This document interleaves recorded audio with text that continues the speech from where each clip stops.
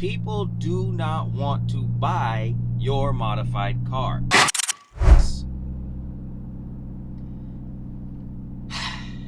Pause. He's a Mustang owner. I recommended that he get a new car. I guarantee you that a good percentage of them would say no. But his next question got me. Let me ask you this one last question.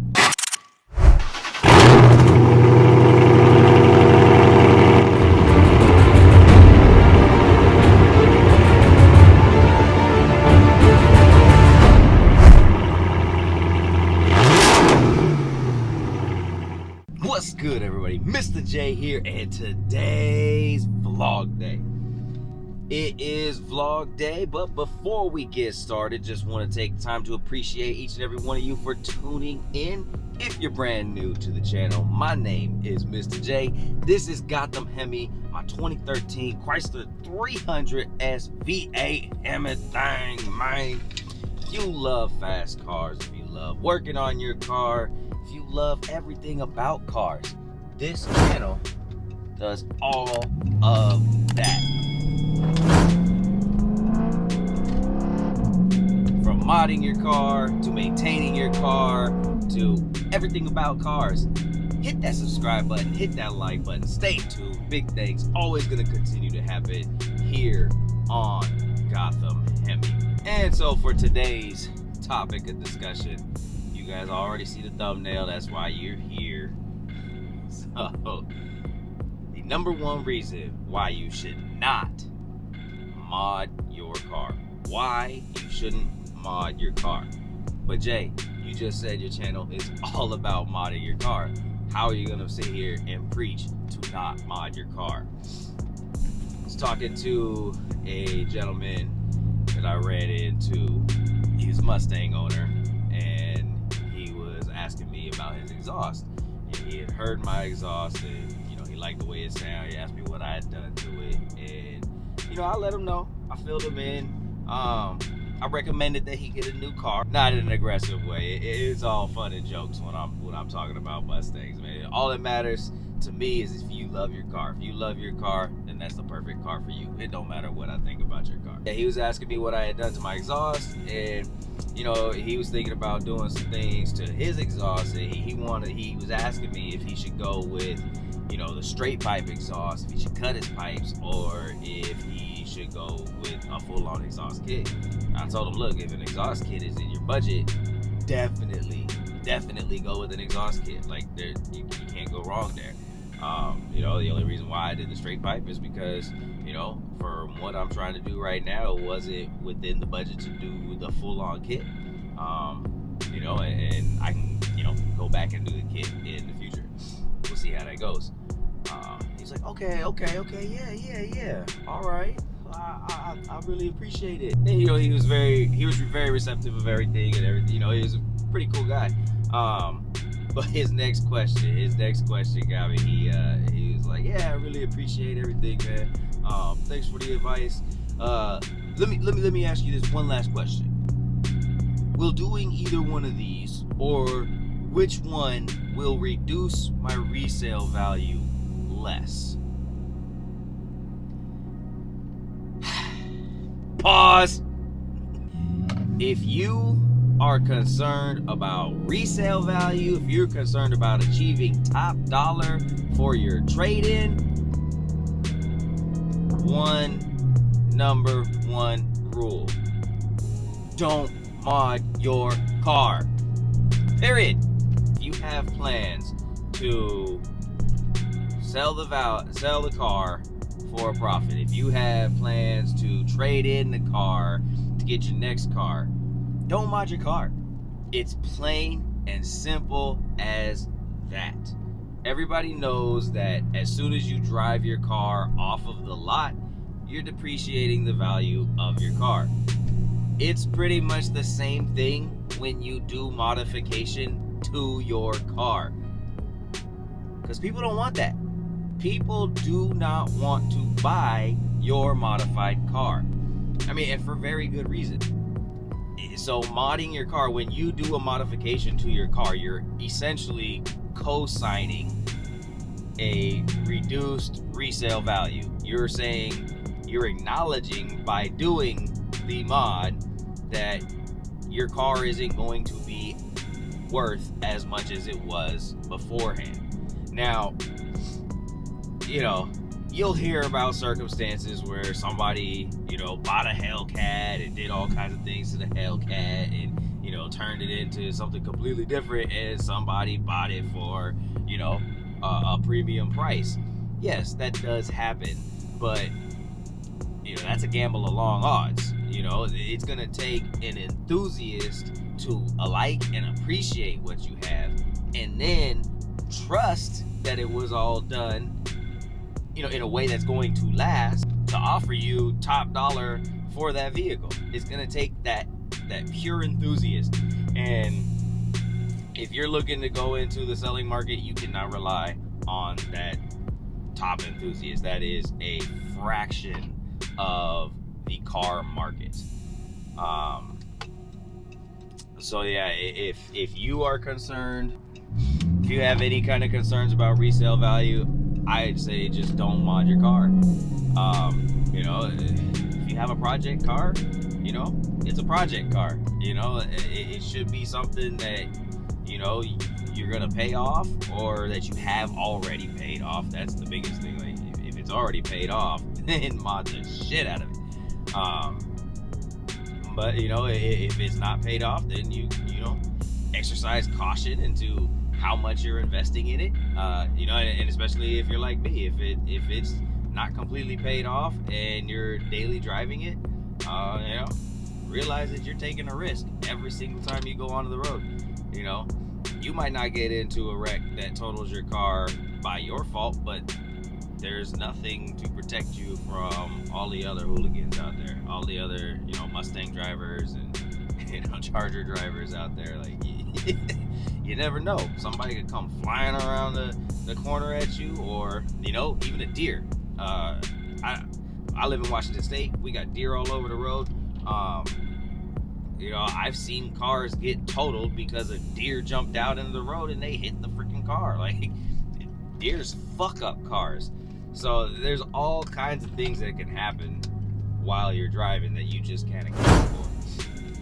So modding is definitely something you can account for. So if you plan to move that car in any way, shape, or form, and you want to move it for the most dollars you can, you want to get the most dollars you can get out of it, just don't mod it. You know, don't mod anything until you get something that, you know, you're gonna keep. Like this 300. Like I always say that, you know, the only way I'm getting rid of this is, you know, if it's totaled, knock on wood, if it's totaled, or, you know, if I pass it on, or if I die. Those are the only three options for me getting rid of this thing right here. So I am fully comfortable doing anything and everything I want to this car. And I would advise everyone to be of the likewise mindset, because the last thing you want to do is do a whole bunch of mods to your car, you know, because all your buddies are doing it, it's what's cool, and you just wreck the resale value of your car. Go to, you know, trade it in because the new, you know, Tesla or whatever is coming out, so you want to go see what your trade-in value is, and you can't even get what you owe on it. You know, that I couldn't imagine that feeling. That feeling would probably be, you know, one of the worst feelings in the world. And to understand this whole dynamic, you know, next time you drive to the grocery store, next time you drive to work, whatever, look at the cars on the road as they're passing by. Look at how many modded cars there are on the road versus how many stock cars there are on the road. You will notice a huge disparity between the two. Now, not everybody driving a stock car doesn't have a modded car and all that. I get. You look at all of the stock cars versus all of the modded cars on the road, that's giving you a clear indication of the market that you will be able to sell your car to. It's very slim. People who drive stock cars don't want modded vehicles, period. And even more than that, people who drive modded cars typically don't want to buy a modded car. First and foremost, you know, if you buy a modded car, you have to trust that all those mods were done properly, were done correctly, you know, and that the car isn't gonna fail on you. You know, there's no way that you can, you know, be 100% certain about that. There's just no certainty. You can take people at their word if they tell you, oh, you know, I only paid top dollar for the best mods and only saw, you know, the best mechanics I know. Future vlog on that coming soon, by the way. Best mechanics I know, best people I know, blah blah blah. Like, and maybe they did, but at the end of the day, you still have to take them for their word at that, and that's a risky move. Modded cars don't have warranties. Stock cars have warranties. You know, so that's number one. Number two is that most people who, you know, are into modding their car are gonna want to do it themselves. You know, we like building these cars ourselves. Like, we like doing everything. You know, it's not always about the destination. You know, it's about the journey. So, you know, maybe a collector wants to buy, you know, your fully modded muscle car, but look at the percentage of drivers on the road are collectors, and, you know, that's how hard it's going to be to resale that car. And I'm not saying that it's non-existent. I'm not saying that nobody will buy your car. We're talking about top dollar. Now, if you want to achieve top dollar, don't mod your car. It's plain and simple as that. And you know, you can definitely have offers and pick and choose the best offer when, you know, you do have your modded car, but you have to realize that if you walk into a room of 100 people who want to buy cars and you say, I have a car for sale, you have the attention span of 100 people. If the very next words that come out of your mouth is, it's a modded V, you just shrunk your target market. And I don't know actual numbers, but I'm just going off of, like I said, viewing the cars on the road. You just shrunk your numbers down to like 25. You now have 25 people interested in buying your car. You cannot achieve a premium sale if you don't first have a premium market. That's just how it goes. You can't feel good about only getting 25 offers when you could have had 100 offers. So there's kind of hidden numbers there, you know, and maybe that doesn't concern you. Maybe you're only concerned about, you know, the top offer that you get out of, you know, 25.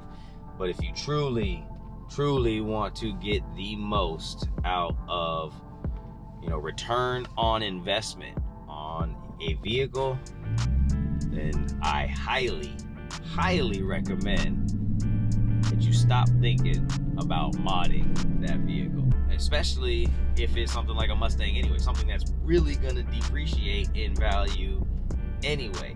And, you know, Charger drivers, especially you guys really need the resale value of the Dodge Charger is worse than the Ford Mustang right now.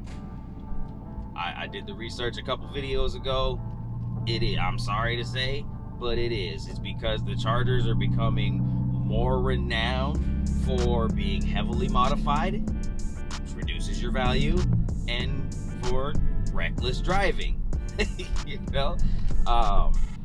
So when you're talking about resale value and you're talking about certain types of cars, you know, if the buyer knows that this car has, you know, is habitually driven hard, you know, it's gonna be worth less. If they know that if it's most likely going to have some form of modification on it, it's going to be worth less. You know, I can't iterate enough. You know, if you're gonna move that car, don't mod it. Don't mod it. Like I just said, especially some of those particular models out there. You know, Ford Mustangs, Dodge Chargers, the resale value goes so far down on them anyway. If you pick up a Dodge Charger and, you know, it's not a Hellcat. You know, a Hellcat is an enthusiast car. So, you know, people who aren't enthusiasts aren't relatively interested in something called a Hellcat. So when it comes to a Hellcat, you are already talking about the interested market, and your interested market is going to be very engaged in the pursuit of a Hellcat. But that's different than, you know, getting an RT or a 392 and modding the hell out of it and then trying to move it. And it's just like driving a V8. You know, if you're concerned about gas prices, don't get a V8. You know, if you're concerned about, you know, resale value, don't mod your car. It's probably the stupidest thing you could do. You're gonna regret it when you do go to move that vehicle, or, you know, worse, you plan to move the vehicle and you're not gonna get the value that you feel like you wanted out of the vehicle, and you're gonna end up, you know, stuck with the vehicle. Stuck with a vehicle you no longer want or never intended to keep, but at the end of the day, it became more economical for you to keep it. Just know what you're getting into. Always do your research. Well, that's all I got for today. Appreciate every single one of you for tuning in. Hit that subscribe button, hit that like button, comment down below what you think about modding your car, whether you should, whether you shouldn't, whether you think it's ridiculous, any of that. All right, y'all. Well, that's gonna wrap up this one. I'm Mr. J. This is Gotham Hemi. Follow me on Instagram if you haven't already. Gotham_Hemi. That's where I post all of the mods at in real time. So if you want to see what Gotham Hemi looks like right now as you're viewing this video, hit up that Instagram. Stuff goes on there well before it hits the channel, and it takes time, y'all. It takes time to make these videos. I'm a one-man show making these videos. It's a whole heck of a lot easier to take a picture and post it to the gram than it is to shoot a video, edit a video, feed the kids, get the kids to school, all of that. So that is what it is, man. But like I said, I'm gonna close out the vlog on this one. I'm Mr. J. This is Gotham Hemi, and